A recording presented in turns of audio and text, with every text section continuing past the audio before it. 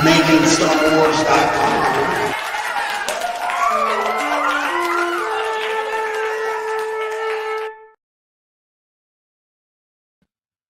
My mic might be broken. Can you hear me? No? No? Yeah, I can hear you. Okay. Is it me? Is it this mic? The good mic? You're a little far. Now you're closer to the mic. Well, it just There said you go. Sound good. You sound good. okay. Yeah, it just like disconnected in the middle of the song. This thing happens because I'm pretty sensitive to the tempo, where the song changes tempo in it. Not because I did it, because the service speeds up, and I'm like, what is this rubber bandingness? And it's all mic disconnected. So, anyways, we're here to talk about Star Wars. Turns out, not my shitty microphone, or how sick and dying I am from these kids that gave me their little kid disease. That's super serious. I warned you. I warned you 7 years after you had them to not do it, and I have. You did. You did tell me, like, I mean, I think it was you who said, like, hey, what if you made a time machine and then you just ran up to your ex and drop kicked her? You did say that. Like, and I thought it was really cruel. Jason, but you're making a lot of sense. I implied it. I did not directly say that. Yeah, it's true. So it's true. But you gave me all my best ideas. And yeah, that's true. That's where we're at, KG. My kids are cool. My daughter got better very quickly. My son's still home. He's good. He's fine. He just sounds like a seal, and he's just hanging out at home. Like, because if he goes to school, he coughs, and then they're like, "You can't be here. You got COVID." And we're like, "No, we went to the doctor.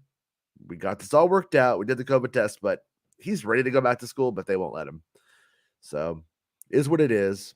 But he's good. But me, I'm like." Dad. I'm dying. You bit the hand that fed. I thought I was gonna have to go with the thing, but you got the pink eye. No, not the pink eye. I didn't eat the butt. Stink eye. I got nobody farted on my pillow. No, but it feels like I have something in my eye, so I keep like touching it, making it worse.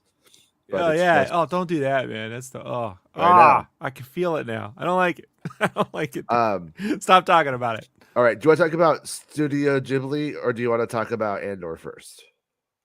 We can get the Ghibli stuff out the way if you want. Yeah. So Bespin Bulletin's on the scene here with the ideas, ruining everybody's fun, ruining my morning. I went from thinking I had a Studio Ghibli movie.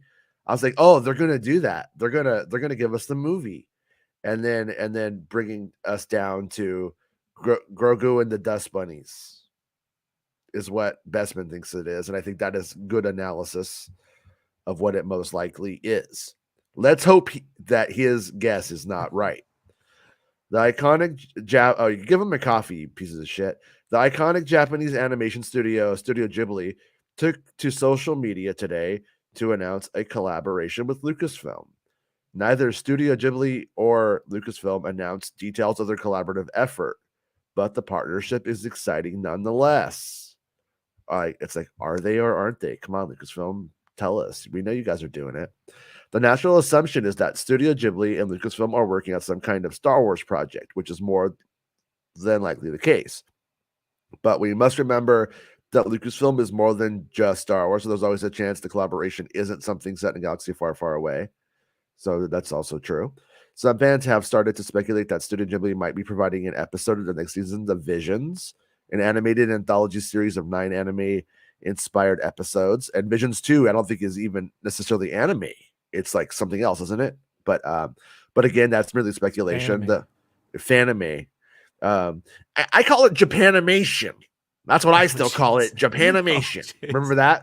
That's what we used to originally call it. I remember the Sci-Fi Channel. I remember. Well, no, that's what they called it, like before anime was like a thing, like before the internet. I know. They used to. There's a lot of inappropriate stereotytes for. Is Japanimation inappropriate though? I mean, it's like it's Japanese animation. Yeah, it's not good. Really? Not good. Yeah. Because I call it a while. So you're saying if I call it Kamikaze Tunes, that's insensitive, maybe? A little bit. Okay. I won't then. I have learned. I have grown as a person in this episode. My capitalist self will refrain from picking on imperialist military. All right, cool. I'm just saying, WW2, never forget. No, I'm joking. Another Lucasfilm project we must someday consider. You're Walter. Hold on. Someday you're Walter Chopek. Someday I am. You know what I mean? And I'm like, dude, not the preferred nomenclature. Anime. Today I gotta set the dude straight, dude. Yeah, that's fair. It's not the preferred nomenclature. So this is where I think we get into the most likely scenario.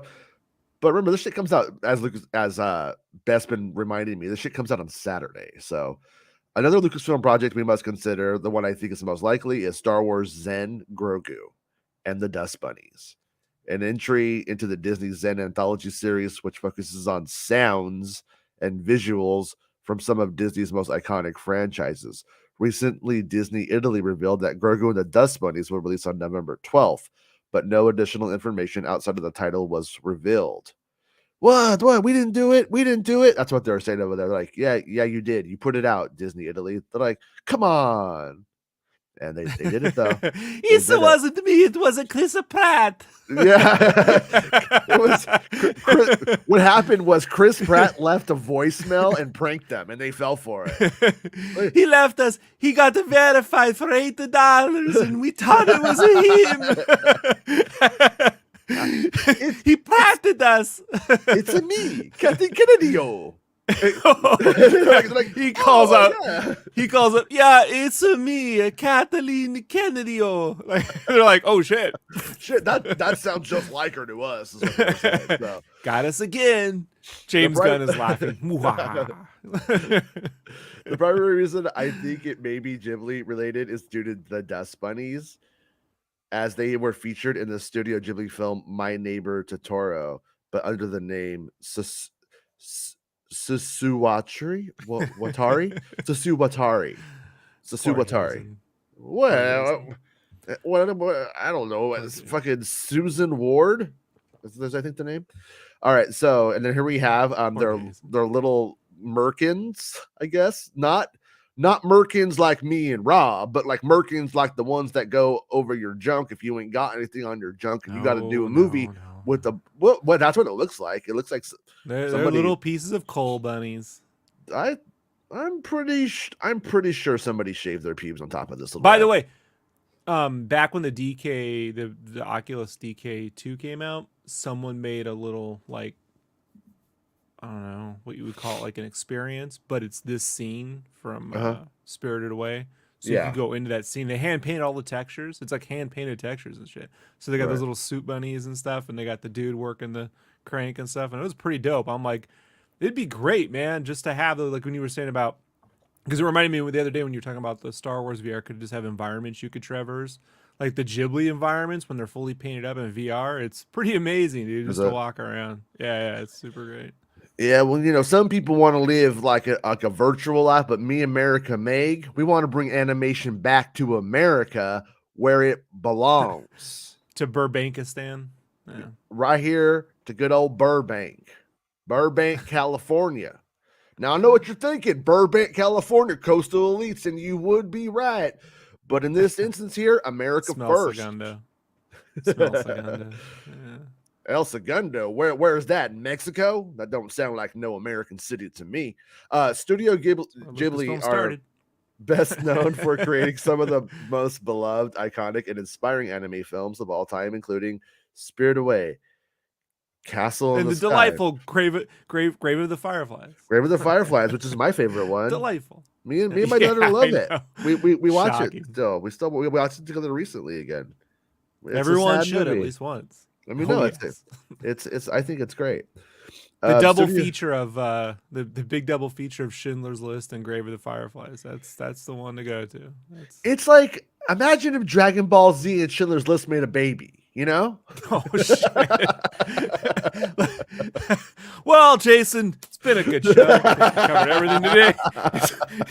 Because if it gets worse than this, Jason, we're never recovering. You know what I mean? Can I blame the NyQuil? No, you've used your NyQuil cards quite a few times. You know. That's true. Alrighty. But yeah, this is the tweet that came out today. 3 million views already. Which number one, two things, okay?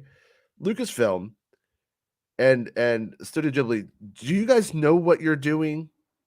Because if you guys this announcement had everyone hoping that a dream we've all had that they are going to make a Star Wars animated film.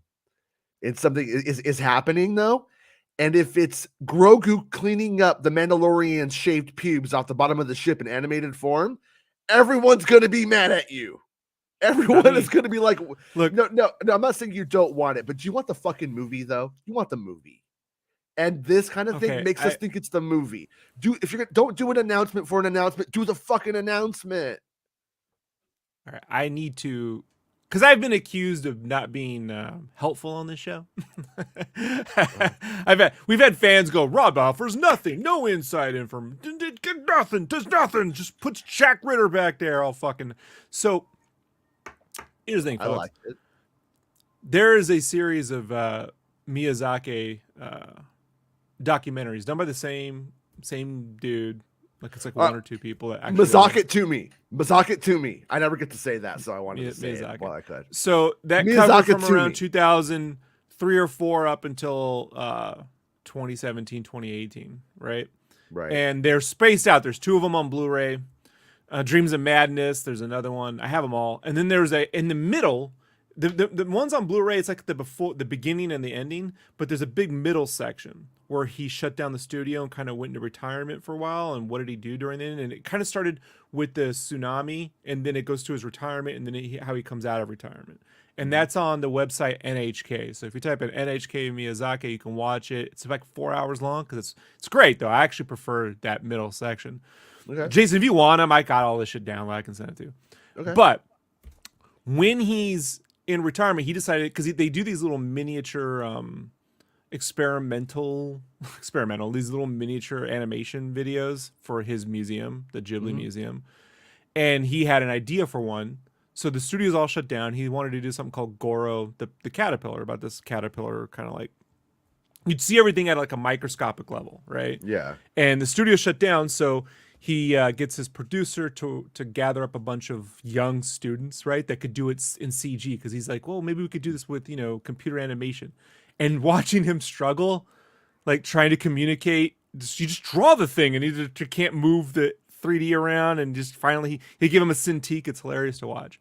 Yeah. But there's a sequence where he comes into the studio one day, and everyone's gone, and he's painting or he's animating.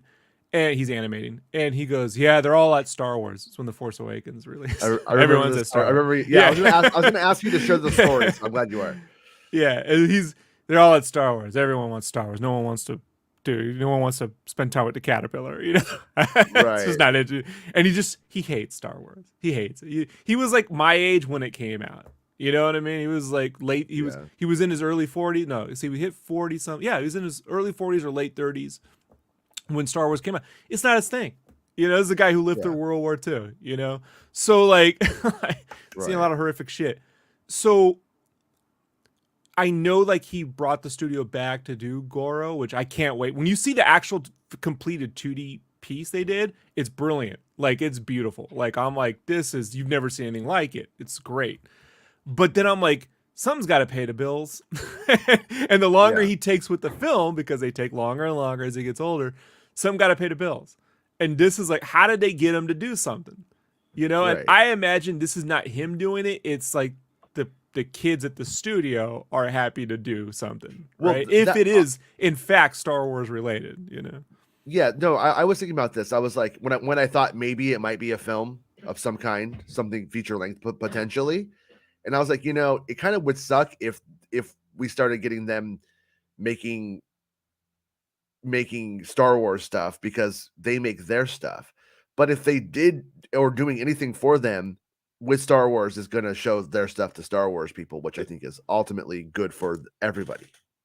The problem at Studio Ghibli when it's active and you know it kind of goes up and down, is that even Miyazaki in this documentary, like, and it's pretty candid, like he admits that he doesn't actually like there isn't a system to train new directors. He tends to just make the fucking thing I want. He talks about how he consumes them, right? Like he consumes their talent, like until they basically burn out and go away. He's like a So creative the vampire. only and people at the studio were hoping that his son would take over. So there's this whole chronology where you see his son trying to do it and having a big failure and then having to win and Yeah, then go retiring. home, His Julian son, Lennon. We're fine without Goro, you yeah. doing Beatles covers, okay? His son has since come back and they did this CGI animated series that wasn't very good. I'm sorry to say it's probably the weakest thing they've ever made. So Okay. even story wise, whatever. So there isn't anyone at the studio. The biggest talent that's come out of his studio that's gone on to do their own stuff is Hideki Anno, which is the guy who created Evangelion, right? And he jumps between doing Evangelion anime and Godzilla, the man in suit Godzillas, which is with Evangelion beams. It's hilarious to watch. Yeah. But there's just not a lot of like. So I just wonder. I'm very interested to know like. Imagine if this has nothing to do with Star Wars. What if they're just distributing Goro the cat or Boro the caterpillar, right? Like Yeah. that could be one of those things too. Like Lucasfilm's just distributing to build a relationship the way Disney tried to distribute the films and then he got all mad. I don't know. It's most likely I thought Maybe it's Visions, what like the happened to bunny Mad thing. Mardigan and Willow.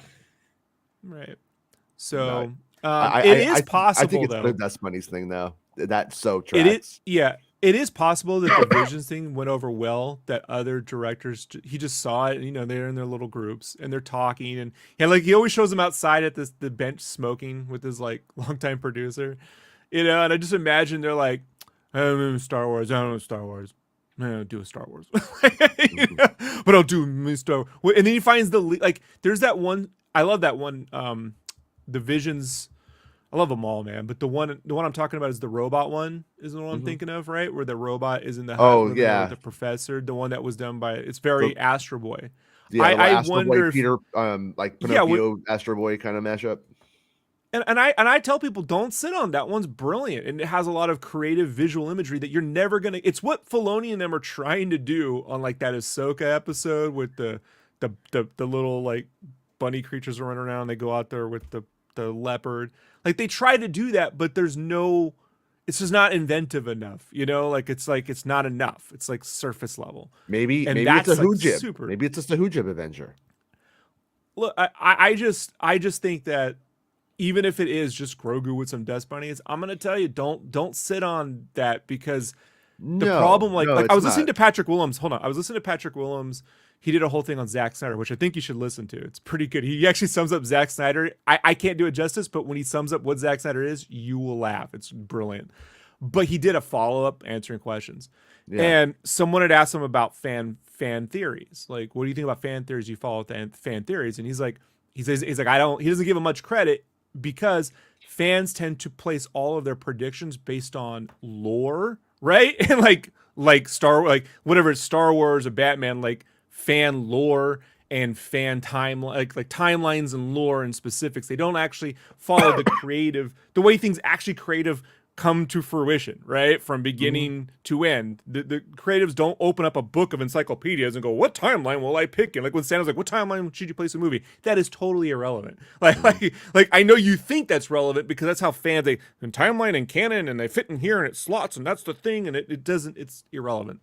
Yeah. So what's relevant is when you have this gestation of a feeling or an idea or a key moment, and that inspires you, and it unlocks like almost a nuclear explosion, all these other possibilities. That's where the ideation phase comes in when you're developing something, right? Yeah. Or whiteboarding if you're writing. And then and then the director or the creative in charge has to decide which way to go. You know, so when you say, oh, this idea would never work, say Grogu's and Dust Bunnies, that's because your ideation bubble is small. You don't have enough stuff on the board. Or maybe you picked the wrong path to take, right? Like a quest, right? I'm on board with the actual Dust Bunnies thing. I'm not on board with announcing a collaboration between these two studio giants, and it's like a 5-minute short that's going to come out on Saturday, but with no context and letting everybody get crazy with it.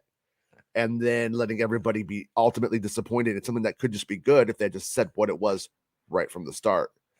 Studio Ghibli are, if they are, but doing you know, that. they always do things the Japanese way, which is you slowly release information. You know, like think about the way Sony would This is always America. slowly release something. America I know, first. I know everything now immediately. And then while simultaneously saying, I want to know nothing, just drop it, never tell me. Like I just the contradiction of American expectations is Listen, man. All I'm saying is right now, the Italians were the one to tell me the truth. And let me tell you, my own American government and not this right. Studio Ghibli. We don't have a lot of time today. I would say this: if it were me and Ghibli was like doing something, I would hope it had nothing to do with any character, you know. Like that would be my expectation. To not even do Jedi. When Lucas talked about, I know he was being very generalistic and probably blowing it way out of proportion, but when he said that his ideas for the sequels would have something to do with the microbial versions of the wills, and then I think of the animation test that Boro the Caterpillar was, if you scaled down microscopic into the Force, right? You saw the mechanic, because what I gotta stop you right there. This man is talking about midi-chlorians coming to animated cartoon TV show in the United States by our friends. What are you doing, man? From Japan, and I like where your head's at, friend. Go on, I'm sorry. Right, but what he does in there is that he takes this scene in a pond, and then you see all the little creatures in the pond doing their thing, like and collecting air bubbles or riding air bubbles, and like just things you wouldn't expect.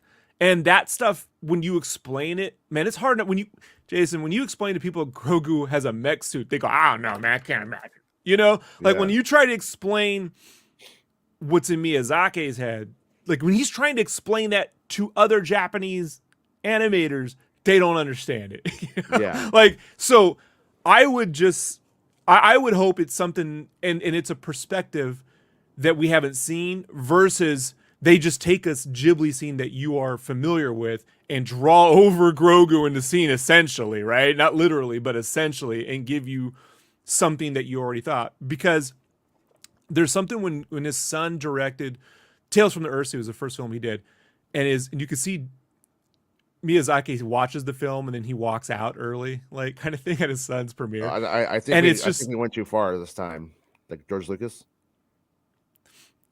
Miyazaki, yeah, he walked out of his son's in the premiere. beginning. I'm making remember the beginning. Okay. I think I went too far. Oh yeah, I went too far. No, but it's when his son directed this, and he goes, it's because his son's pretending, he's doing the Ghibli things. He's like, there's a fantasy thing, and if you look at it, it looks very Ghibli-esque. It's all surface level. It's here's the creature, and they got the look, and they look like Nausicaa, and they got the same designs, and they got the painted backgrounds, but it's missing the human experience. The director is bringing nothing to it. Yeah. And I gotta tell you, that's what's most important to any creative endeavor. You got to bring a voice to it. You got to bring an experience to it, and that's just what I hope. Whatever they do, even if it's 2 minutes, 4 minutes. Whatever. So what you're saying is when Luke does something creative, I need to publicly shame him. Only then will he get better. Oh, that but what only happened in Fortnite. You just stand in over him Fortnite? whenever you do the dances, like He doesn't play with me. He doesn't play Fortnite with me anymore. He's like, oh, that's for nerds. because you keep sniping him and then doing dances No. over his corpse, so everyone can go like, yeah. Yeah. But I'm hoping that this in a weird way does sort of backfire if that's what it is though.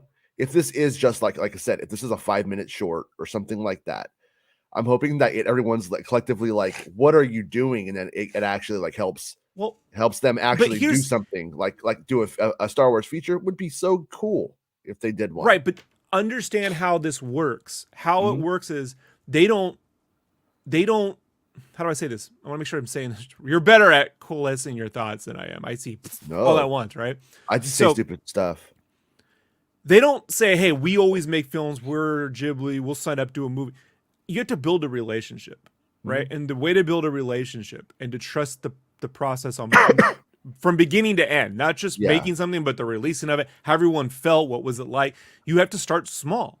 You know, like, and this is the way to develop a relate. That's like the studio. I believe Kathleen Kennedy has been their American distributor on the films that they've come out with before.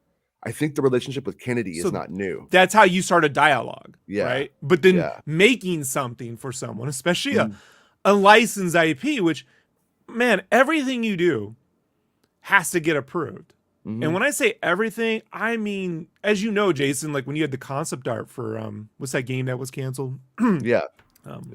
Ragtag. Like every little hilt. And how often in Uncharted do you remember the hilt of a gun? Like, think about that, right? Are you even thinking about that? No. But everything in Star Wars has to get approved, like minutely. So that would be one of those things that they'd want to find the thing that involves the least amount of approvals.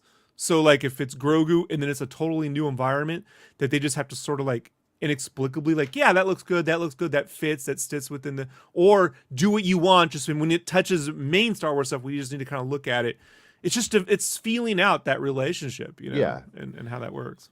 I mean, I'm with you in the sense that I'm pretty on board with whatever they do or would do with Lucasfilm. I would want to see it. I think it would be probably worth my time for sure. At the same time, like you think of like what happened to Grogu after the Jedi Temple, or what happened there, what happens in those years, they can do it. That would be the best way to do it. I would love it if they went a weird way like that. If we saw, because they always do like those stories of like lost kids kind of thing so well, and like I would be Let me give you some for hope. it, but something original would also be good.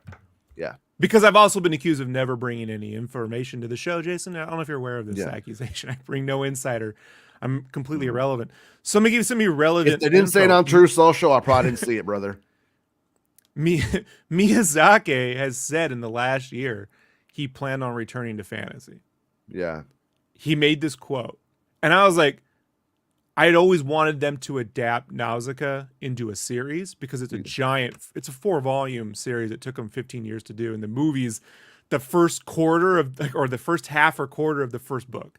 Yeah. But then I wonder, what if his return to fantasy is, here's the Star Wars? You know what I mean? Because he is trying to set up, if he wanted to shut down Ghibli entirely, then he just would have stayed out of it. But they've built it's not a theme park really, it's like I don't know, they call it it's a park, but it's not a theme park. Is it like Santa's Village for Studio Ghibli? Yeah, because they do everything independently. He doesn't sell his stuff, they own everything, so but if he did want to like fund the shit out of the studio or get things going, that it could be possible. When I say possible, I mean possible, right? Yeah. But there is that legit. They are operating in a capitalist society where money needs to come in order to make anything, especially in the economy that's sort of been a little bit ravaged in Japan in the wake of COVID-19, right? Like, and also like look at him and Tony Gilroy. Gilroy was somebody who came into Star Wars not necessarily being the biggest fan of it or even caring about it. and then was like, well, how do I make myself and my wife care about it? And then he did it. And like, so this guy comes in and has no interest in it. Maybe he'll bring like, oh, well, here's what I see it. If he sees it as failing in its very existence, he has to see what it's lacking. He has to see what's not there, that he's like, why isn't that there? And he could put it there. So I'd be up for it. Right. But I would prefer people to see what Miyazaki would do versus Filoni's like interpretation. You understand what I'm saying? And it's not to knock Filoni. We all have our influences. But when it comes to LA's obsession with an aesthetic and it misses the soul of something, right? It bugs me to no end.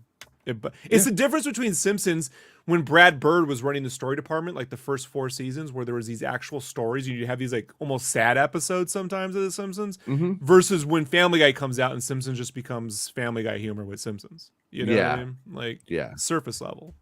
Level.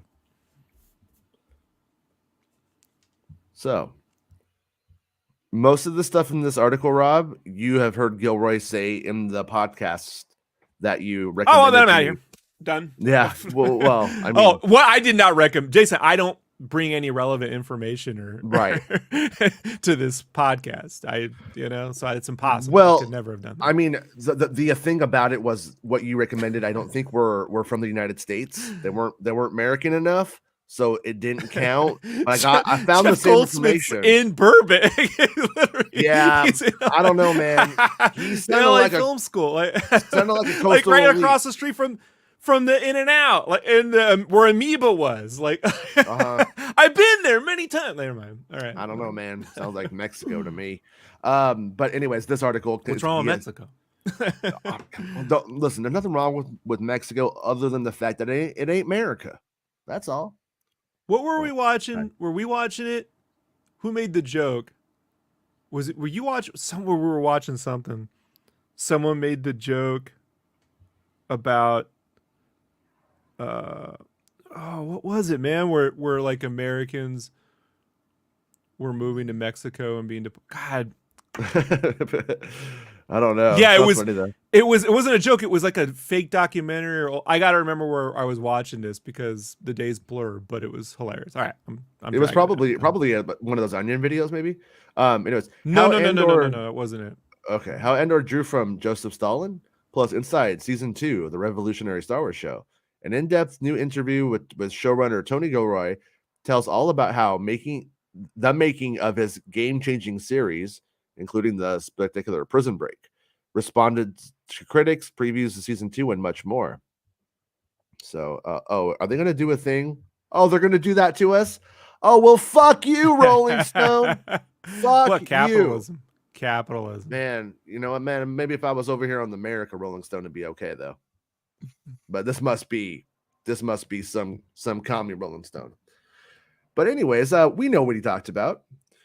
And he was saying like, oh, we're going to do an Andor season 2, Luthen don't die. So he pretty much confirms that we're going to see Luthen's trajectory.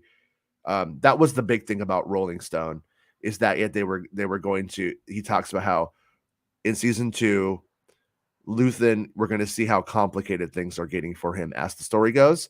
Because I honestly feel like right now, my take was Luthen's little Coruscant gig could end this episode. Like that's what I thought. I thought like it's getting worse, but it sounds like he's. So. Yeah, well, you're right. So I guess Rob's always right. Look at Rob. Oh, I know everything about Studio Ghibli. Therefore, why don't you try surviving in Santa's polls, bud? All right, let's see how you do in Santa's polls. We're the big boys. Rob's wrong. Rob's always wrong. He's never right. Don't know he's talking. Dad on the show. All right. By the way, I forgot about the Wayne's World spoof and Stay Tuned. Oh, yeah. Remember when they're demons? I was actually going to ask you if that was the Stay Tuned set, because it looks like the Stay Tuned set. And okay. Yeah, it's the Stay Tuned. You can tell by the lighting. Oh, by the way, Red Letter Media did a re-review or a review of a Garbage Pail Kids, and in it they suggest that the Greasy Strangler director make the Garbage Pail movie, or Garbage Pail Kids movie today. Well, they also And suggested J.J. Abrams make a Star Wars, and it's well, contentious. I don't They think even that, apologized. I don't think that was the wrong call though. That wasn't getting J.J. Abrams together with Lawrence Kasdan to go write the next Star Wars movie was not a wrong call. Yeah. That was Good fan actually a math. perfect call. Well, good industry Contentious math, results. Contentious results. But at the end of the day, it's what it is. I mean, you know what? At the end of the day, they did what the studio wanted them to do. Is actually the problem. But and I blame them for being. I think the sellouts. Green Knight director should do a Garbage Pail Kids movie. I think the Green Knight director needs to get on Willow season 2. That's what I think. I mean, let's all be honest. The Green Knight director should be directing a Star Wars film. Let's just be honest. Yeah. Let's be honest. Yeah. I mean, I've been called the Mad Mardigan of my time, so I think I know what I'm talking about. But Madman is what they called you, Jason. You were just yeah, that was Madman. You're right. Man. Not Mad Mardigan. I thought like Mad Mardigan, and that's how I remember. When you're drunk, you hear what you want to hear. What you want to hear, yeah. What you want to hear. But no. So anyways, he goes on basically to confirm that like Luthen is going to continue on, and we're going to see things sort of spiral for him to like some degree. And from the way he's talking, two deaths he mentions, and that don't happen. And the first is Luthen, and he makes it sound like we may see Luthen going all the way up to Rogue One. I mean, there's a chance Luthen doesn't even die at this point. I think he will, but I mean, especially with his monologues about the sunrises he's never going to see. And Bespin pointed out something to me, and I think we need to do the edit of it. But basically, everything in Luthen's monologue is what Cassian kind of gets, like in those last minutes of his life. Like you see that sunrise, he gets that sunrise on the beach, and then I was like, it's kind of cool when you think about Cassian's death. He goes basically to Scarif for vacation, and it kind of, in a weird, sad, poetic way, gets everything he kind of wanted in those last few minutes. He's like on the beach, got a beautiful lady with him. He's watching the sunrise. It's like the monkey's paw's wishes. You know what I mean? Like you get it, but then you get vaporized in a nuclear explosion 30 seconds after. Like you did get it. So. And then the one thing that wasn't in those podcasts that he mentions in that article, what's his name? Gino? What's his name? The guy, Andy Serkis's character? Kino. He doesn't think Kino's dead. And since he's the god of Andor, that means Kino's not dead. He's all, we didn't see him die. I don't think he's dead. That's what he says. So I'm like, okay, so Kino's not dead.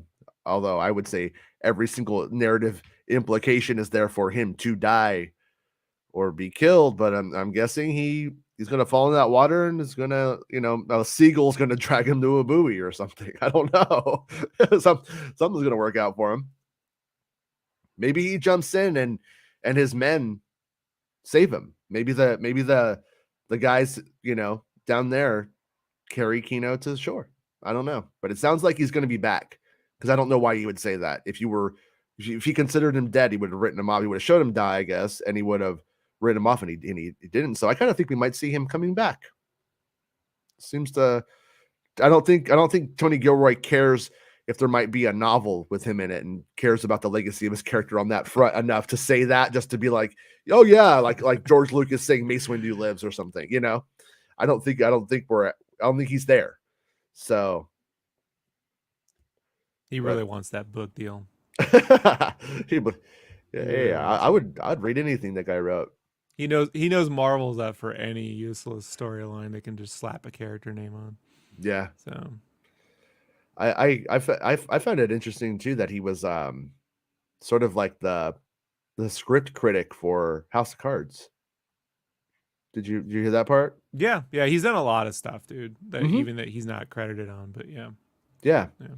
I mean that writer from the guy from House of Cards is on this. Look, so he's gone from the cutting edge to working with Jerry Bruckheimer, Armageddon. Oh shit! I just thought about that one guy who always pops in to tell us that Leslie Headland was Weinstein's assistant.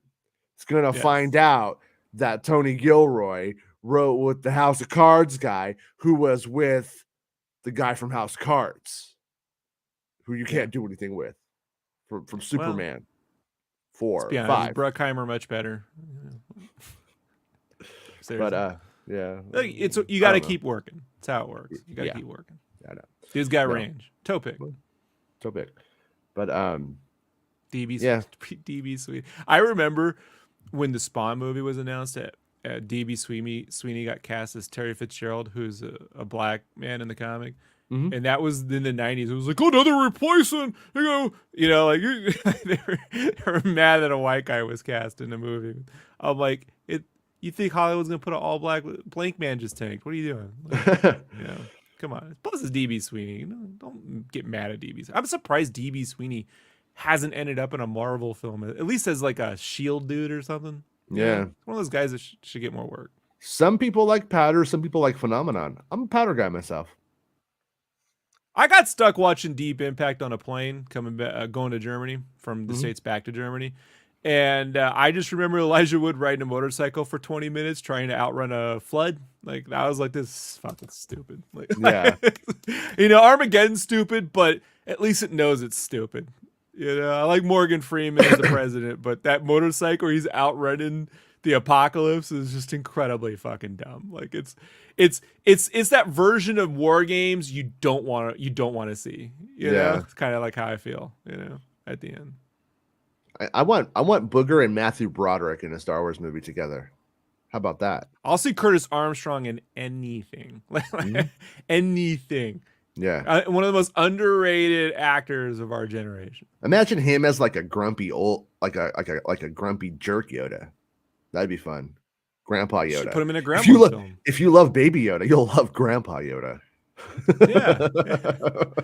Kind of already got that 800 years old. Kinda, but I mean, he was not really though. He was like a Zen master or something. But drinks a lot of Canada Dry. But yeah, what were those? What were those 2 podcasts? Do you recall? What both of those? The Q&A with the Q&A with Jeff Goldsmith is really good. There's another one, soundtracking with Edith Bowman, right? This is within the last week. And then I recommend the Mark Maron interview with Tony Gilroy that was recently done, because if you want to find out more about just his background, like where he grew up in his life. Yeah, right? that's what I want to hear. You're like, he only brought up that music stuff because of that interview. You can see how, like, in his mind, like, that's still fresh in his mind. Yeah. So when you're like, what is he talking about? It makes more sense if you had seen the Maron interview before that. He in the interview with the on the scoring one, I think he just drops in aircraft carriers out of the blue, and he never did the setup for the aircraft carriers thing on that one. So if you've only ever heard that, he just drops in these aircraft carriers, and you're like, what is he talking about? But he talks about how these streaming shows are like huge aircraft carriers that they're building, and so his mind when he talks, this is how I think. I'm like, I get that. That fragmented, like, things are blending into one another because sorry. It's okay. But some of these when you're working in imagery, you're always working with images out of order. Yeah.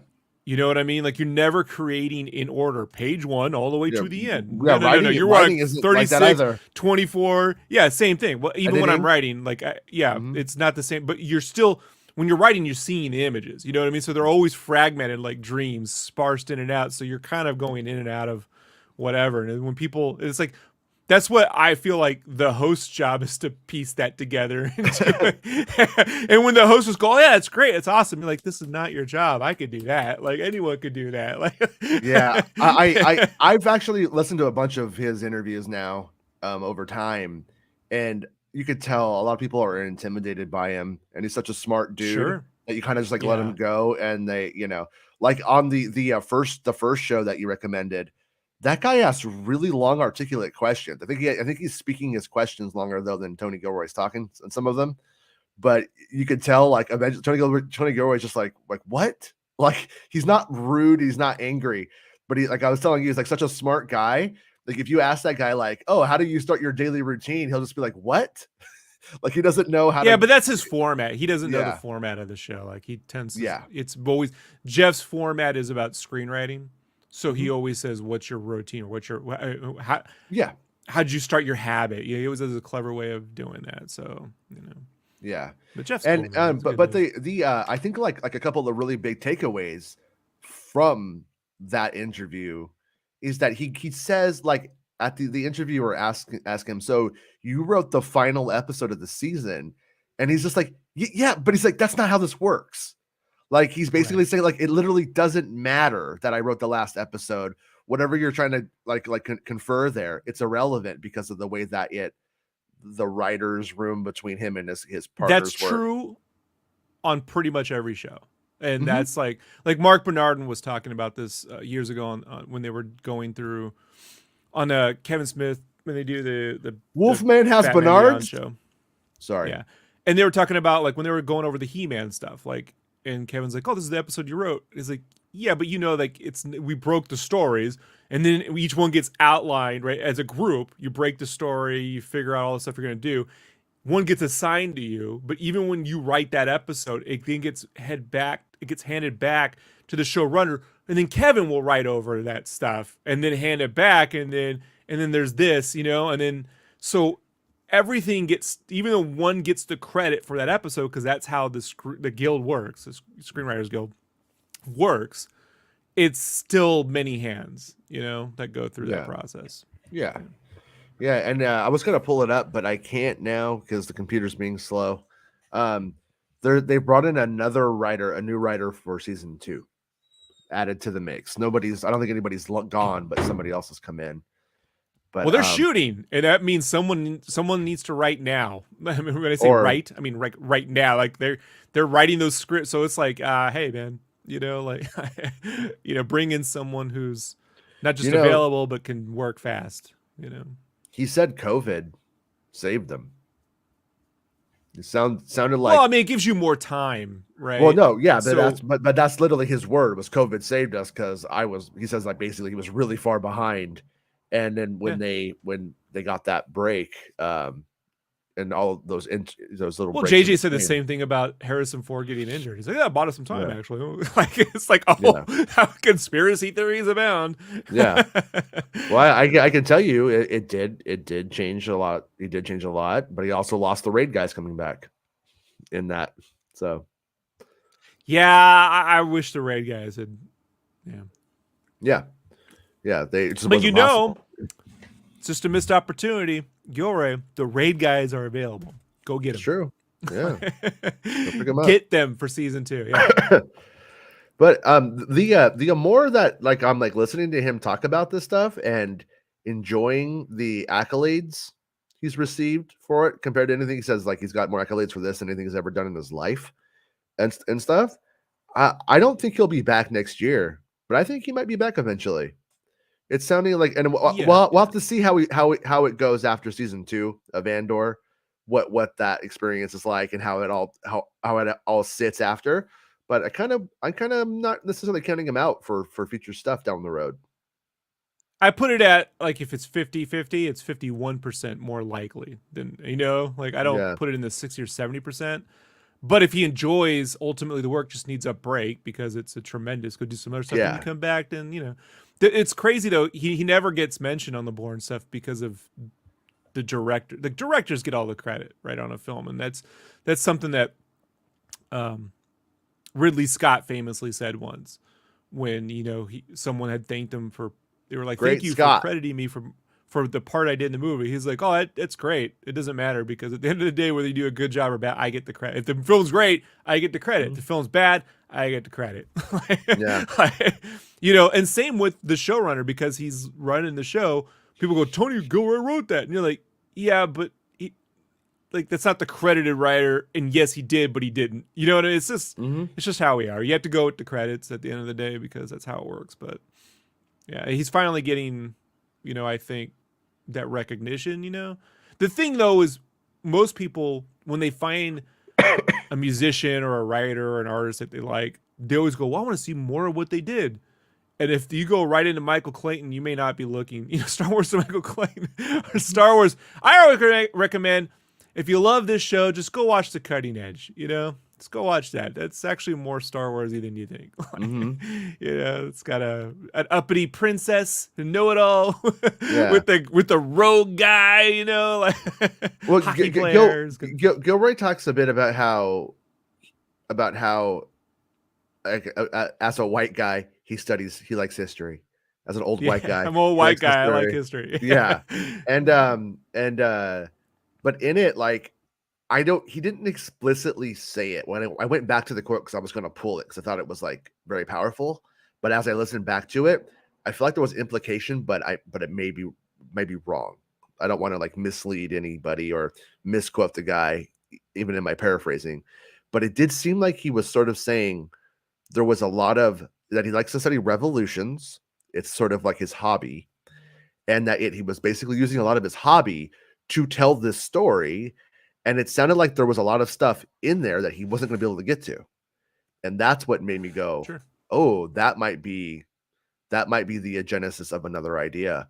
Also, something I found really peculiar that he said, he was talking about Bodhi Rook. And I think he kind of gave away something in his thinking. And he said, yeah, or like, maybe like tell, like, he said, we could have got at any of the Rogue One characters to tell the story.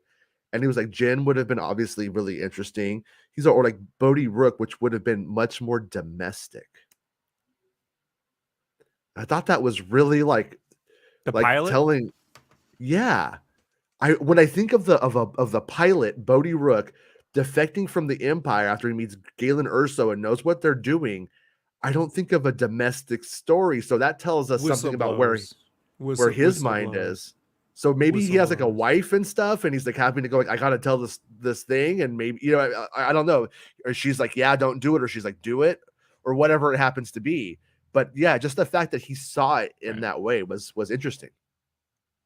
Yeah. End of note to Yeah. me. Anyways, Also, you were bringing up accelerationism was the term that he had used on the accelerationist and accelerationism. And let me yes. tell you where I learned that phrase from. Mhm. It was doing deep dives years ago in a movie called Batman Begins. Mhm. Because, Jason, this movie you don't like features a character called Ra's al Ghul who slowly throughout the centuries had used slow incremental means in which to destroy societies I to like rebuild them. I like it. I just don't need it. I just want to get to the Except Batman. with Gotham City, they tried something new. Mm-hmm. They were going to accelerate how bad things got to force Gotham to eat itself and tear itself apart to then rebuild, which is accelerationism. It's a form of it's there in the movie. And I'm pretty convinced. I mean, he says you could figure it out, but I'm pretty convinced that Gilroy says he writes from an apolitical place. He starts apolitical. He doesn't go out to try to like put somebody through the ringer or anything like that. But when this guy's talking about when he's using that and he's talking about the dialectic that's being used and stuff, I think he's a Marxist personally. Definitely sounds like it. I wish somebody would just straight up ask him, "Are you Marxist?" You know what I mean? But I don't know what he would say. But it kind of does seem like he is very into Marxist theory, anyways. And the accelerationist He also thing, makes a though, really the good actual he makes a really good terminology point. itself is newer, though. That being Right, but applied to it is newer. But as he says, the concept is thousands of years old. You see it throughout history all the time. Correct, but there was a deep dive I read, I want to say less than 10 years ago, that had used that term in relationship to what Ra's al Ghul was doing. It was using that phrase to explain in one word the term, and that's the first I ever heard of accelerationism. But I doubt Gilroy's reading about the intricacies of Batman Begins. So I'm just going to go on a limb and say he ain't doing it. What was it? Damn it, you threw me out. Oh, there's something else he said in the interview I thought was really good. When it was a Jeff Goldsmith one, when he was talking about, this relates to our times with Trump, this and that.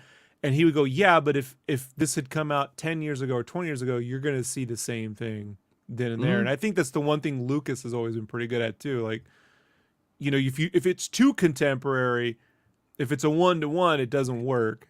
If you've got, and where you're able to throw in multiple historical moments and bits is when you have a different viewpoint. So in this series, we have 3 or 4 different viewpoints, and each one is going through something that could be placed at a different timeline in historical relevancy, right?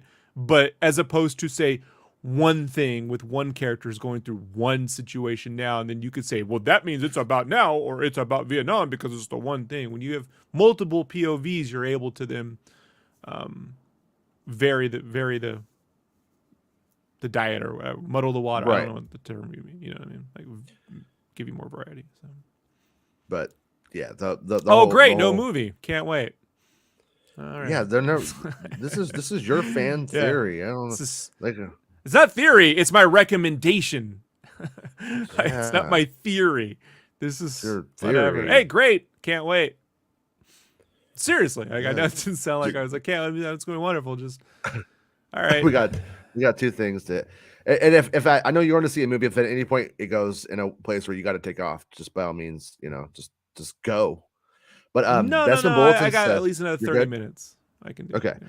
Bestman has this article saying The Mandalorian season 4 rumored to start production in early 2023, which there's been some stuff about it. Back in August, the same outlet claimed, wait, Production Weekly. The third season of The Mandalorian is yet to be released, but the latest issue of Production Weekly has provided an update on The Mandalorian season 4. Back in August, the same outlet claimed the production on this series was due to start at the tail end of September, which didn't come to fruition. And in more recent weeks, rumbling has started that The Mandalorian season 4 could start filming this month, as Ahsoka is due to wrap sometime this month, if it hasn't already. And members of the production crew have teased going back to work. However, in the latest Production Weekly issue, claims that production will start within the first quarter of the next year, first 3 months of 2023, meaning the November rumors were likely that's a production tax. That's a money thing. Like you got to move it around different quarters. Yeah. And they classically always really began around October. So currently both Ahsoka and Skeleton Crew are filming. They've got 3 things in active production right now. Yeah, and so it might not be the money possible. works out. Plus with their stock taking a little bit of a dip thanks to Paycheck's wondrous leadership, moving it to the beginning of the first quarter, quote unquote, was a smart move. Currently, both Ahsoka and Skeleton Crew are both filming at Manhattan Beach Studios in California, with Ahsoka also filming at the Train Yard set located in El Segundo. The former is scheduled to wrap filming sometime this month, with many supporting cast members also wrapped, and Skeleton Crew is supposedly due to wrap filming next month. Both Ahsoka and Skeleton Crew are due to release next year, along with the third season of The Mandalorian, which was reported to premiere on February 32nd, according to MakingStarWars.com. And so there we go. So yeah, on that one, on that whole thing with it starting, I mean, it's a good indication. So we'll have to see what happens, because it could also be a totally different production, which is just always something just to keep in mind. I mean, we did have Favreau going like I'm writing 4 already, so we had indications they weren't doing Book of Boba Fett and they were going right into season 4 of Mando. But there's always the chance of something else, and it's just going to be using Mando's crew or production lines or setup. We've seen that happen before. Sometimes people will think that they're going in for a casting call on Mando. They don't know what it is, then they think it's Mando, and then it's like, oh, I'm on Skeleton Crew. So we'll have to see if another indication happens. What? Ah, shit, I'm on Skeleton Crew. Oh, shit, I'm on Skeleton Crew. Spider-Man guy. I need Chunk. Oh, shit. I wanted to be on the Iron Man guy thing, not the Spider-Man guy. I mean, but the Iron Man guy is in the Spider-Man movies. Well, okay. Got me there. So this was one of the interviews I wanted to get to, and thank you for reminding me, Mike. Tony Gilroy is in this one, and it's just the greatest freaking thing. Gilroy says with the master. It's not popping up if you're trying to put the thing up. No, I wasn't trying, but I will now. Okay. I'm infallible. I never make mistakes. It's either I bring it up or I don't, Jason. Which one? I'm really good at this. I never mess up. So yeah, we won't go through it. So he says, I'm trying to find a gear to accept all of this, not just affirmation but this much engagement with the audience. I mean, look, I spent my whole life in a room alone. That's what we do. There's no crying about it, but it's very satisfying to even see people argue about the show. So, by the way, every time I see Cyril Karn played by Kyle Soller, his name sounds like a Star Wars character. It's very hard. Solar. Yeah, Kyle it has Solar. that. Yeah, Solar. Yeah, that's good. Mm-hmm. Plus, it's KSK and then KS. Like it's almost like a anagram. You know the thing. Yeah. Spell it backwards for him. You know. So we got Dan Gilroy from Nightcrawler, Bo Willimon, House of Cards, writing with them. But while Andor spins as complex a narrative web as Star Wars has ever seen, it is also crucially arousing, tautly drawn thriller. The season has been grouped into 3-episode pods that tell a single overarching story. The failed police raid on Cassian's adopted home planet of Ferrix after Cassian kills 2 security officers on Morlana 1, the robbery of an Imperial payroll vault on the sleepy planet of Eldani, which he said, by the way, when he was talking in that other interview, he said it was supposed to have thousands. They wanted to have hundreds of extras for that, not just like some extras. It's like they saw this as like a big like Ben-Hur kind of thing, and he's like, we couldn't get the people into the vans to drive them up there with COVID and stuff, so it was just impossible. He's also, we had to go with it, making it even sadder, and they're all dead now. So, anyways, Luthen recruits. Yeah, that's what I figured. Remember when I told you he had done an interview? Yeah, you're the one who told me about it.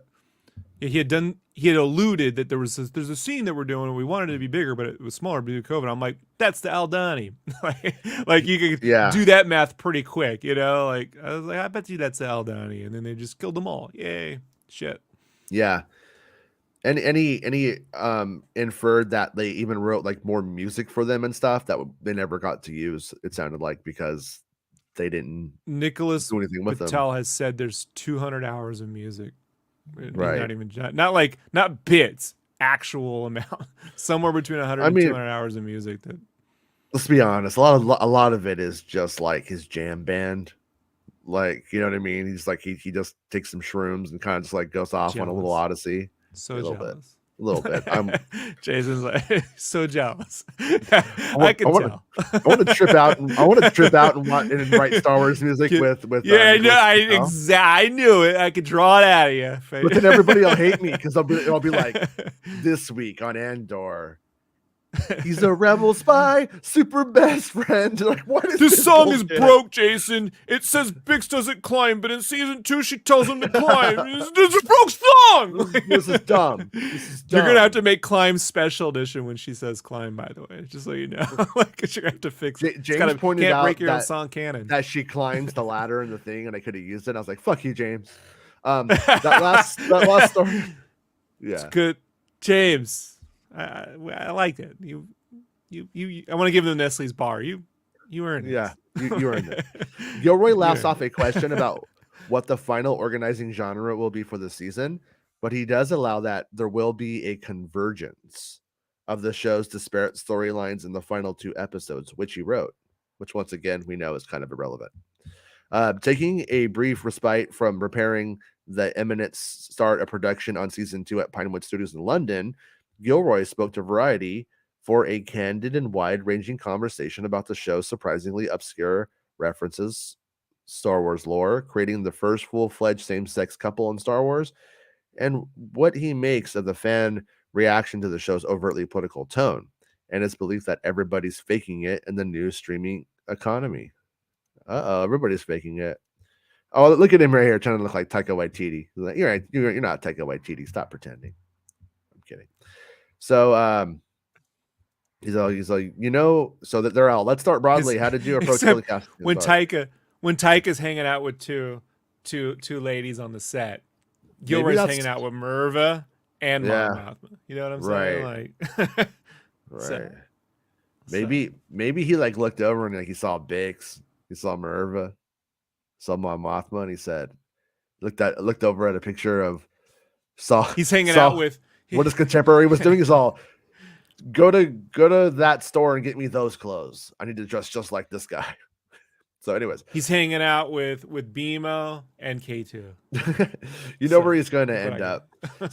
So we want to take him as far away as we possibly can to begin to show his origin story. So this first half of the show was in my mind called the education of Cassian Endor. They wrote Endor. Um, how do you take somebody from being a disillusioned, cynical, self-interested loser to becoming a committed to something and understanding what they're committed to?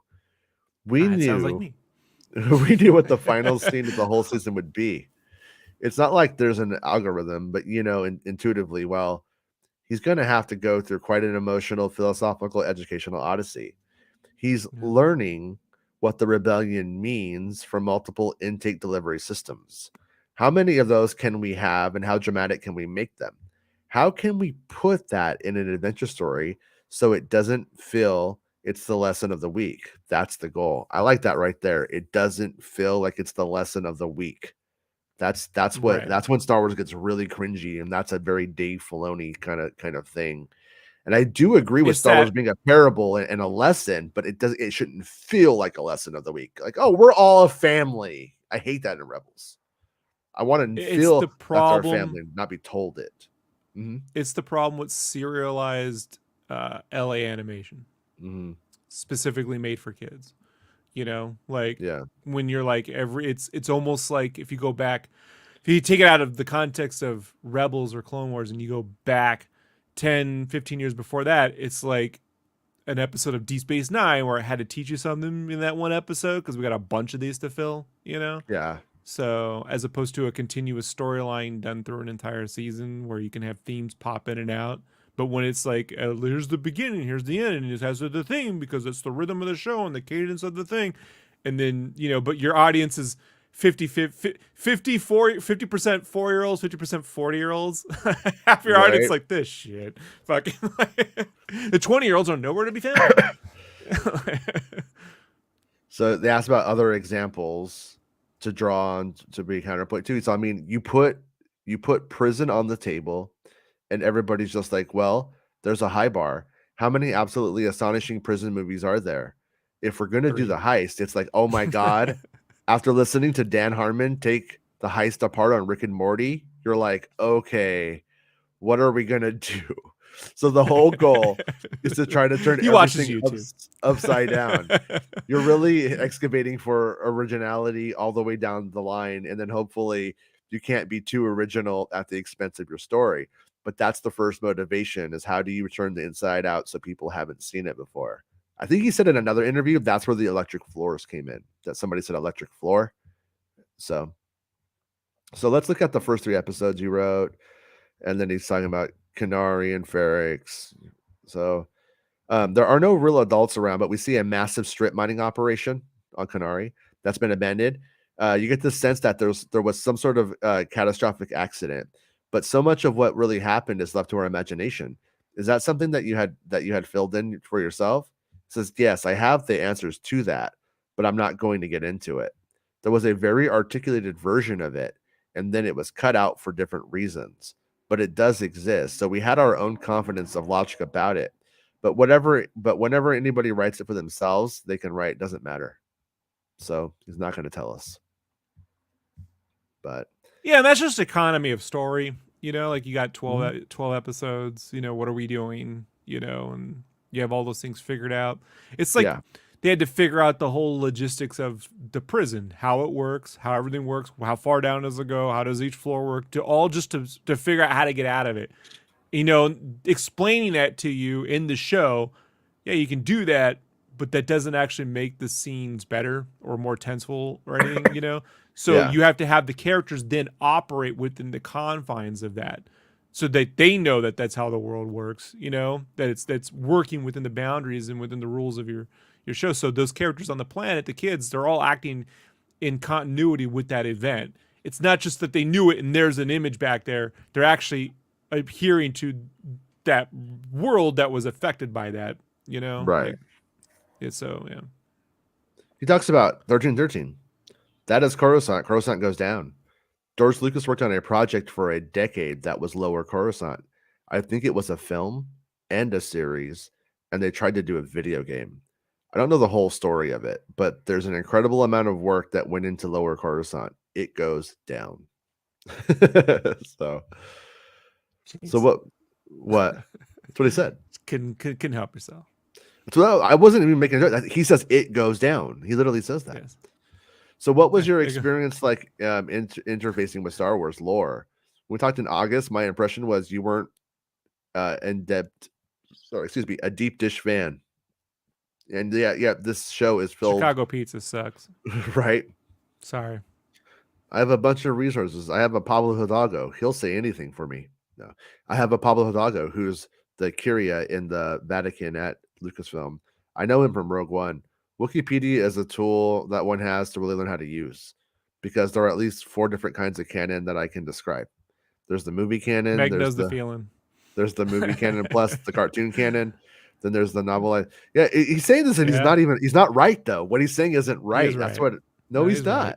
That's not how He's Wikipedia works. Wikipedia does not That's work how this it way. works. That's not how Wikipedia works. It has 2 tabs, canon and non-canon. Once you learn, he says you have to learn how to use it. So once he knows, and that canon shifts. There's always shifting. Yeah, It shifts on the show. His background and Nestor had to change. He changed that too. So it's always changing. You mean Fest? By the way, I do want Fest. Thank you. I get it confused with Infant's Nest or whatever the fucking name is. So, something else I pointed out. I was rewatching. What? It's all I hear, bro. It's all I hear. So it's Nest. It's all. That's basically what they're doing. So, a Star Wars show for babies. Infant's Nest. Yeah. Look, Muppet Babies had Star Wars in it. Why can't that?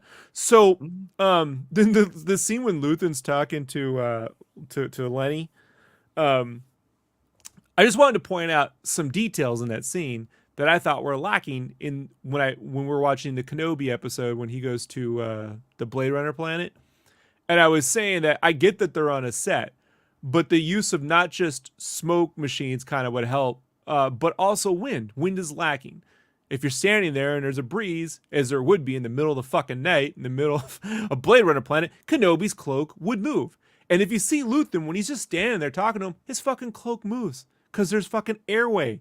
There's air moving through that environment, you know? Like, this little shit like that matters. Just saying. Just saying.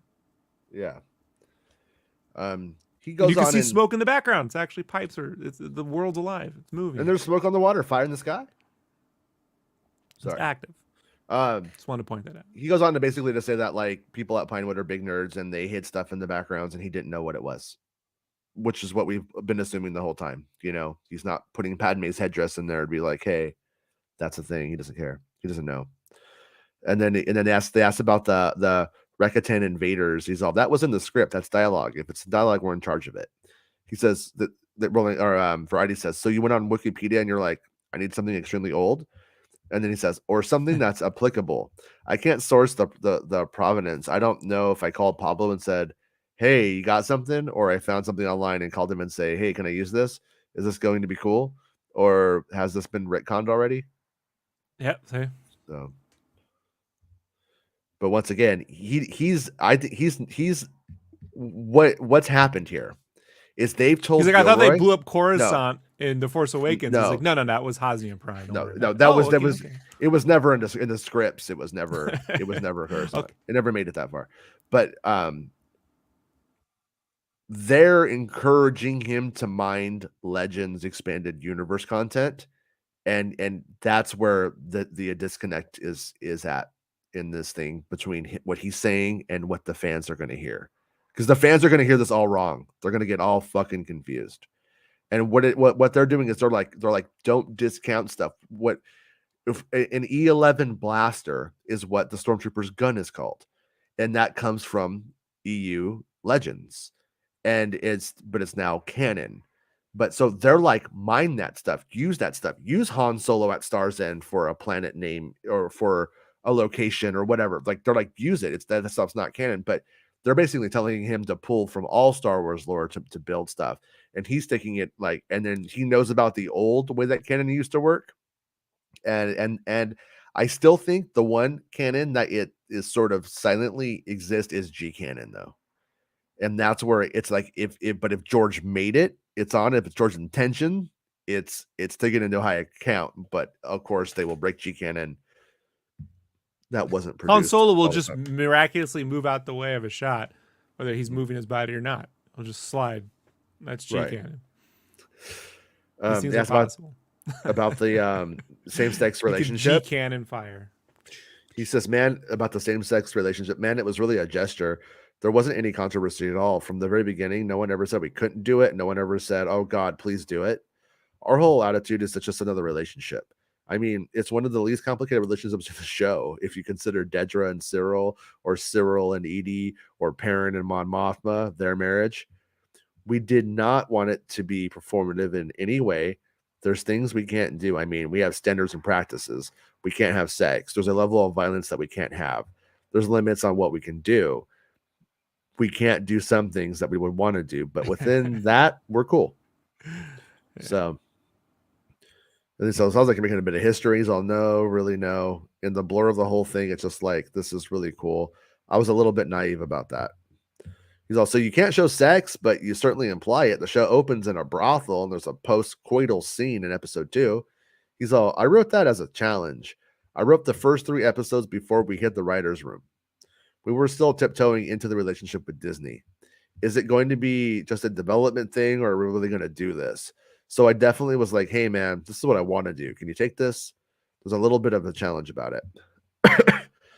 So then they go on to say, one tweet that we went pretty viral said Andor was fiercely anti-cop and that anti-prison industrial complex. The show is about revolution against an oppressive regime. These things are certainly there, but how does it work out in your head? And he says, I have my politics, my worldview, which probably leaks out into my work in different ways. But I don't start with an agenda for a show like this. Same what he said in the other interview. My agenda is the characters. I've been reading history for the last 20 years. I'm an old white guy. Uh-oh. We're getting a Toothy Sarlacc moment here. What do I know we the do? feeling. Yeah. We listen to history podcasts. This is exactly the same quote. Dan There's Carlin. a great revolution podcast. History I mean, on Fire. I've been studying in the Russian Revolution for 15 years. All these books that are here in this room. So revolution, oppression, slavery, imperialism, colonialism, they go back 3,000 years. And a show like this, the great thing is you don't have to be contemporary. You can drop the needle from any place. You want to do the Haitian Revolution for a minute?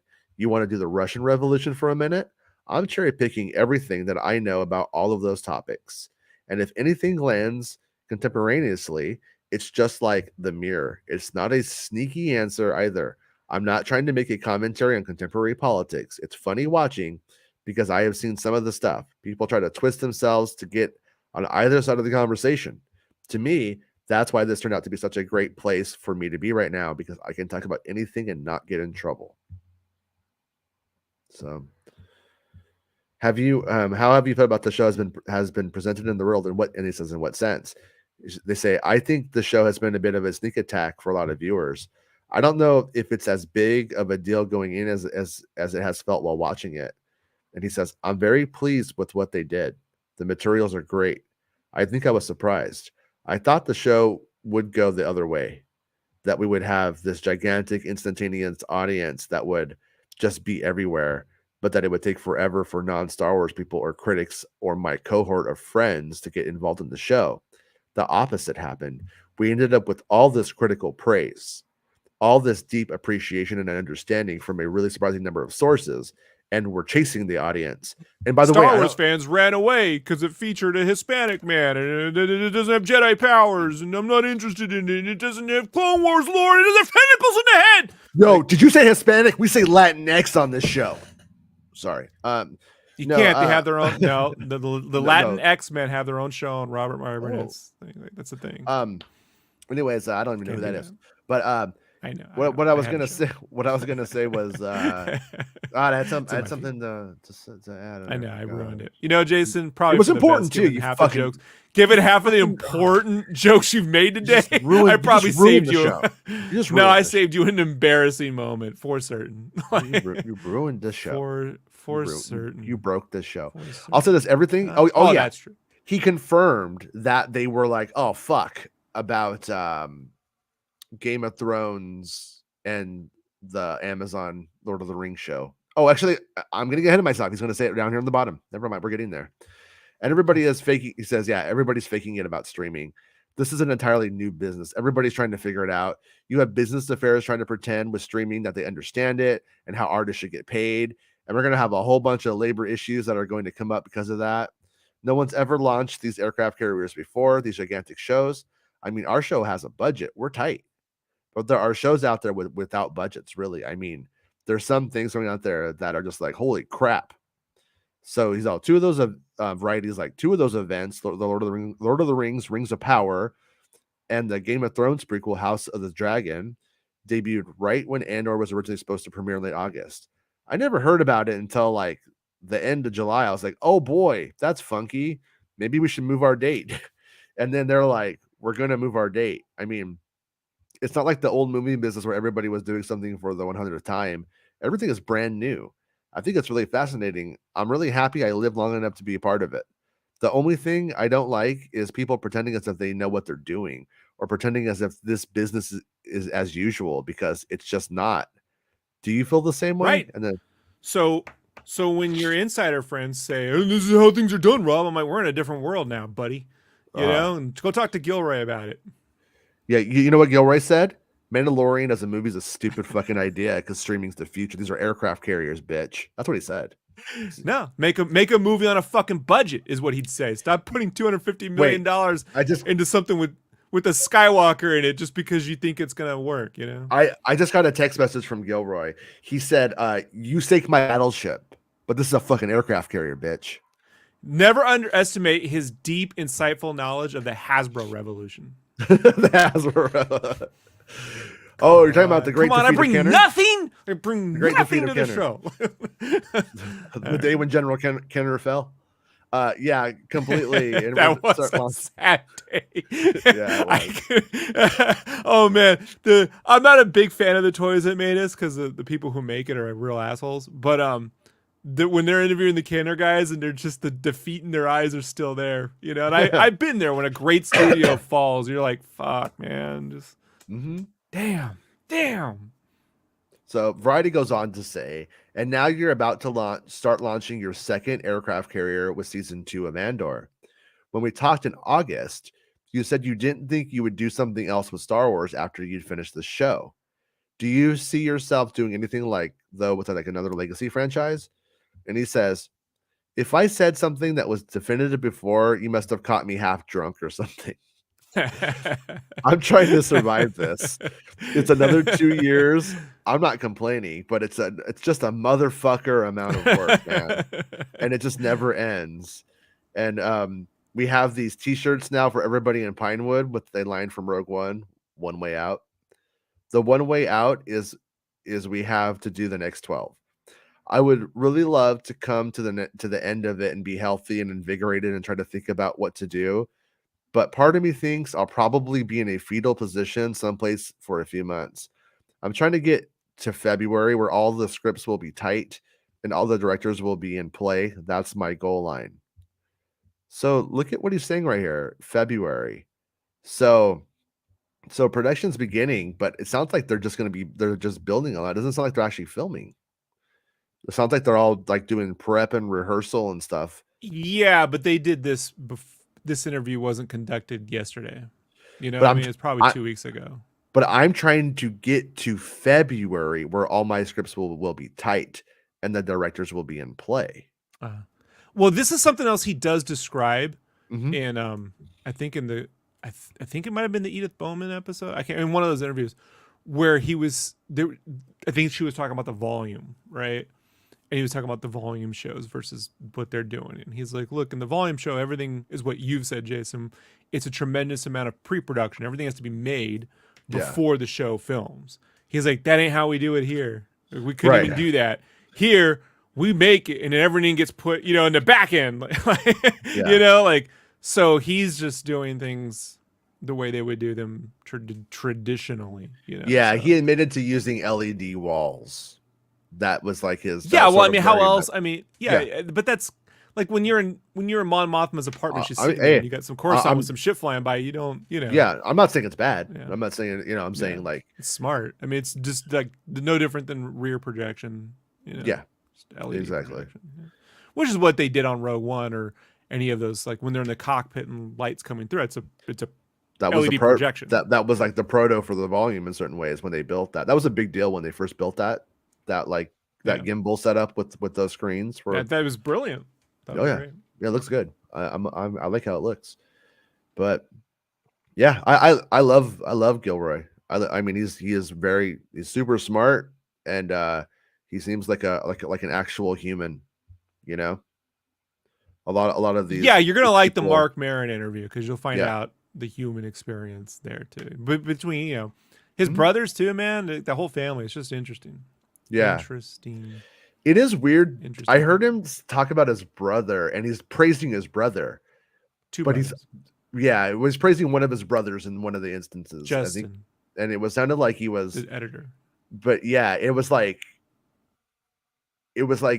weird. You could tell he's able to divorce the occupation. He's able to separate the brother to the occupation, and just like see the guy as that like artistic person in that occupation on that project in this instance. And I was like, I just thought it was interesting. It was just in his wording and his vernacular, and considering what an articulate writer he is, I have to think that is on purpose. That it is him. It is how he sees his family, or I don't know, the people he's working Yeah, with. I But mean they yeah, were it's working together cool. for so long. I have friends that I've were friends with before I was working full time as an artist, and then I've Mhm, worked with them at different studios. mhm. And then I come out, and then when someone asks me a question, what about this person? It's like, am I talking about like in the realm of an art? Oh, it's like they're like this. As a friend, they're totally different person. Yeah, right. Totally different. You know what I mean? I don't. Their takes As on a the friend, they're MCU fucking flaky. suck. They have Yeah, bad takes and they don't show up half the time, but to work they always show up. and they never seem to have money when we're at Jack in a Box. Uh-huh. Never, for some Yeah. reason. So I guess I gotta Well, pay. I mean that's a good thing about going to Jack in the Box with you, or Hungry Hugh Jackman, or whatever the Hungry fuck it's called. I Jacks. think it's called Hungry Hungry Hugh Jacks. Jackman. Is that right? Yeah, No. he eats a All lot of right. chicken breast. So you're going to a movie today, huh? Yep, we gotta get going, man. I gotta go Yeah. see Black Panther. That's what I'm I saying. got to mask up. It's 3D, so I'm gonna have my glasses plus their glasses. I got double glasses. I got the 995. I'm not touching nothing. I'm gonna look like the Riddler. I'm Everyone gonna wear saran everyone wrap on in my this head. chat knows though that you're not going to see that movie. You're doing a dry run for Pandora. That's what this Yeah. is. This is Well, like this is second like a dry run. logistical So dry this is run. the first dry run was the Avatar, right? The Mhm, re-release, and that was just to test the theater. What times would people be there, not be there, mhm. right? This is what will something look like on a big opening weekend, right? Right, that everyone definitely wants to. A lot of people want to see. How many people will be there at 3 or 4 p.m. in the afternoon? In a very conservative, rich neighborhood. I'm assuming not much. Yeah. Not much, given the source material. If it was a Rob, Zack Snyder film, it'd be Rob packed. But during Avatar, Rob takes out a nacho. Not spicy enough. can't eat with the Throws it mask on, down. buddy. I eat I before. know. I eat before. But what I No, do to this support the is why theater, this is why you what I invented do, the blend the blendy buddy. It's a little blender, and he puts his nachos in it, and then he sips it through a straw in the mask that's completely airtight. what I do is I eat before, and then since these movies are so fucking long, whatever. When I'm done, as I'm leaving, I buy the food I want to support the theater. Right? They've done a good job. I buy the food and then I take it to my car and I eat it in there. Really? That's What that's exactly what I do. what I Yeah. do is I buy food outside and I bring it in and I eat it, and then when I'm done, I throw it on the floor and go, "Got you, got you. What are you gonna do about it now? Got you." Yeah, well that explains LA. No. That explains a lot. I actually don't do that because I don't want my kids getting used to getting stuff at the theater. Because I'm like, no, I ain't buying that shit for you. Crazy. Do you think I made a money here? All right. Anyways, we'll be back tomorrow Yes. with any Star Wars news. Maybe we'll know what Studio Ghibli's up to. Maybe we'll know if it's Grogu and the Dust Bunnies or not, or something bigger. Who knows? What? Hey, for all we know, it's Radioland Murders too. Oh You know, shit! Miyazaki actually really liked that movie, and he wants to make it. Whatever it was, it's just anger. All right. All right. Well, Burn it all down. We'll end the show, and then I'll let you go, Rob. And I'll talk to you tomorrow, and you'll let us know how the movie was and all that stuff. Was it Wakanda forever or Wakanda sometimes? Either way, I'm getting blue people in water. There you go. Either way. Maybe you'll get to see that trailer today too, and you'll be extra happy. That's my hope for you. Your little Avatar trailer going. 3D showing. Can't wait. And one last thing. Jeff Snyder was saying that he knows what the Indiana Jones TV show is. So tomorrow, if he releases that today, tomorrow we'll be able to talk about the today Indiana Jones at 5 show. p.m. or 4 p.m. your time. So we'll hear about it. We'll figure it out. All right. See everybody tomorrow. Hopefully with some Indiana Jones news. Bye. It's the end of the show. Come on, let's go. Hey! It's the end of the show. Come on, let's go. Hey! It's the end of the show. Come on, let's go. Hey! You know you should go. Come on, let's go. It's not about spaceships.